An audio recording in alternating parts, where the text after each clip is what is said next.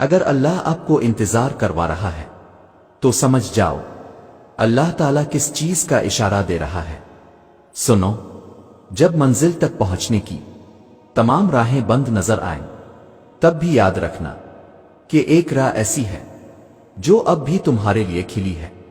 جب کوئی بھی شخص تمہارے ساتھ چلنے پر آمادہ نہ ہو تب بھی توکل رکھنا کہ وہ جو شارک سے بھی زیادہ قریب ہے وہ آج بھی تمہارا منتظر ہے، تمہارا صدیوں کا کام اس کے ہاں ایک لمحے کا قصہ ہے، تمہاری عمر بھر کی ریاضتیں اس کے لیے ایک کن کی بات ہے۔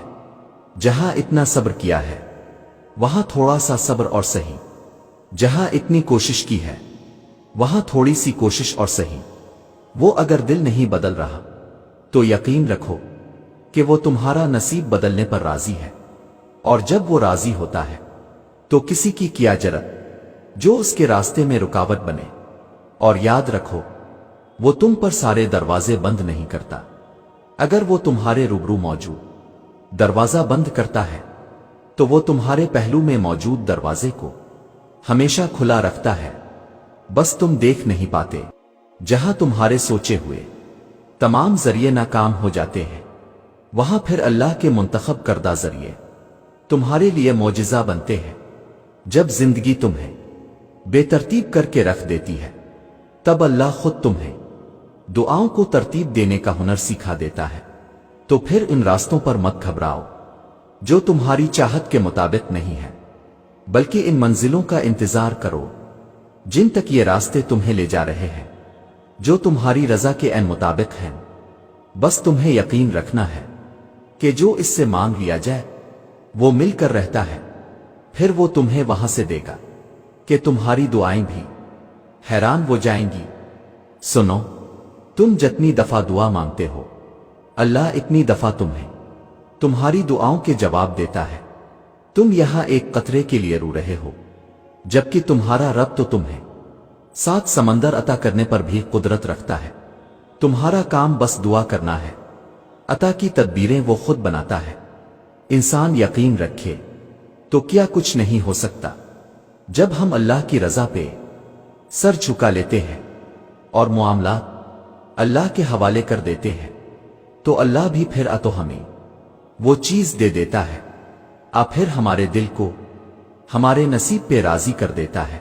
جب ہم زخم اس کے ہاتھ میں تھما دیتے ہیں تب وہ مرہم کا وسیلہ بھی بھیج دیتا ہے۔ جب ہم صبر کر لیتے ہیں تب وہ ہمیں اس صبر کا صلہ معجزوں کی صورت میں دیتا ہے۔ اللہ تمہیں یہاں تک اس لیے نہیں لایا تاکہ تم مایوس ہو کر ہمت ہار جاؤ۔ تمہیں کیا لگتا ہے کہ تم آج جہاں ہو وہاں بے وجہ ہو؟ تم خود یہاں تک نہیں پہنچے ہو بلکہ تمہیں یہاں تک لایا گیا ہے۔ تم نے بے شمار تکلیفیں آج اس مقام تک پہنچنے کے لیے ہی برداشت کی ہیں۔ اتنا سفر طے کرنے کے بعد آج جب منزل تمہارے سامنے کھڑی ہے تو تم کیوں ہار گئے ہو؟ اتنے کٹھن صبر کے بعد اب جب صلہ ملنے کا وقت آیا ہے تو کیوں راستے میں ہی ٹھہر گئے ہو؟ اٹھو، اب تو سفر ختم ہونے کو ہے۔ اب تم منزل کے نہیں بلکہ منزلیں تمہاری منتظر ہیں۔ اب تمہیں معجزوں کا نہیں بلکہ معجزوں کو تمہارا انتظار ہے۔ اب کن تمہاری ایک آخری دعا کا اردے باندھے ہوئے ہے کہ یہاں تم مانگو اور وہاں تمہیں منہ سے نکلی پہلی فریاد پر نواز دیا جائے۔ اب صبر کے زمانے گزر گئے، اب صلے کا وقت ہے، اب بات سسکنے کی نہیں رہی، اب قبولیت کا وقت ہے، اب مسافتیں ختم ہونے کو ہیں، اب آنسوؤں کے مسکراہٹوں میں بدلنے کا وقت ہے، کسی اور کا نہیں۔ اب یہ تمہارا وقت ہے۔ ہزاروں مایوس لوگوں میں سے اگر اس نے تمہیں دعا کی توفیق دی ہے تو پھر وہ کیسے تمہاری دعا رد کر سکتا ہے؟ جس نے دعا کا حکم دیا ہے اس نے قبولیت کا وعدہ بھی کر رکھا ہے، تو پھر اس دل کو منا لو یقین پر اور اس کو اپنی رضا میں راضی کر لو۔ اگر اس نے راضی نہ ہونا ہوتا تو وہ تمہیں بھی کبھی منانے کا اشارہ نہ دیتا، اور وہ یقیناً تمہیں وہ سب دینے والا ہے جس کے لیے تم راتوں کو اٹھ اٹھ کر رویا کرتے تھے۔ بس ایک دعا ہی سب بدلنے کے لیے کافی ہوتی ہے، خاص طور پر تب جب کچھ بھی بدلنا دل کو ممکن نہیں لگتا۔ اللہ تم سے بہت محبت کرتا ہے، وہ تمہیں ہر اس لمحے میں سنتا ہے جب تمہیں خود بھی تمہاری آواز سنائی نہیں دیتی۔ تم اسے دیکھ نہیں سکتے مگر وہ تمہیں دیکھ سکتا ہے۔ وہ جانتا ہے تمہیں پریشانی ہے، وہ جانتا ہے تمہارے کرب کو، تو پھر تم اس کے سننے پہ شک کیوں کرتے ہو؟ کیوں دل میں یہ وسوسے لاتے ہو کہ اللہ تمہیں دیکھ نہیں رہا؟ جو چیز تمہیں اللہ کے سوا کوئی نہیں دے سکتا، اسے انسان سے کیوں مانگتے ہو؟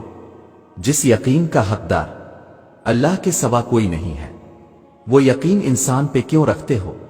جس محبت کا حقدار صرف اللہ ہے، وہ محبت انسان کو دے کر پھر نصیب سے شکو کیوں کرتے ہو؟ تم اللہ کو راضی کرنا سیکھو، باقی سارے خود ہی پھر راضی ہو جاتے ہیں۔ کبھی اس کے علاوہ کسی سے کچھ مت مانگو، اور نہ کسی سے کسی بھی چیز کی امید رکھو، پھر چاہے وہ ہمدردی ہو محبت۔ انسان بھیک میں بھی ذلت کے سوا کچھ نہیں دیتا، بادشاہ تو بس خدا ہی ہے، معجزوں کا بھی عطا کا بھی۔ یہ دکھ درد تمہارے اس کی طرف سے تمہاری سزا نہیں ہے، یہ آزمائشیں تمہارے ماضی کی خطوں کا نتیجہ نہیں ہے، یہ بے سکونی تمہاری اس کی تم سے ناراضگی کی وجہ نہیں ہے، یہ اس کے طریقے ہیں تمہیں خود تک بلانے کے، یہ بے چینی بے وجہ نہیں ہے۔ وہ اپنے محبوب بندوں کو سزائیں نہیں دیا کرتا، وہ جن سے محبت کرتا ہے انہیں تکلیف میں نہیں چھوڑا کرتا۔ وہ تمہارے دعاؤں میں اٹھنے والے ہاتھ خالی نہیں موڑتا، وہ تمہارے سجدوں میں بہتے آنسو بے مول نہیں چھوڑتا، وہ تو تمہاری خاموش دعاؤں کو بھی بڑے غور سے سنتا ہے، وہ تمہاری سسکتی فریادیں اپنے پاس سنبھال لیتا ہے۔ وہ جب تمہیں سجدوں کی توفیق دیتا ہے تو تمہارا انتظار کرتا ہے، وہ جو تم سے 70 ماؤں سے زیادہ محبت کرتا ہے، وہ بھلا کیسے تمہیں درد کی شدت سے گزار سکتا ہے؟ یہ بس آزمائش ہے جو وہ اپنے محبوب بندوں کو دیتا ہے۔ اس کٹھن وقت میں تمہارا صبر تمہیں اپنے رب سے ملا دیتا ہے۔ جب صلے کا وقت آتا ہے تو وہ اپنی رحمت کے سارے دروازے کھول دیتا ہے۔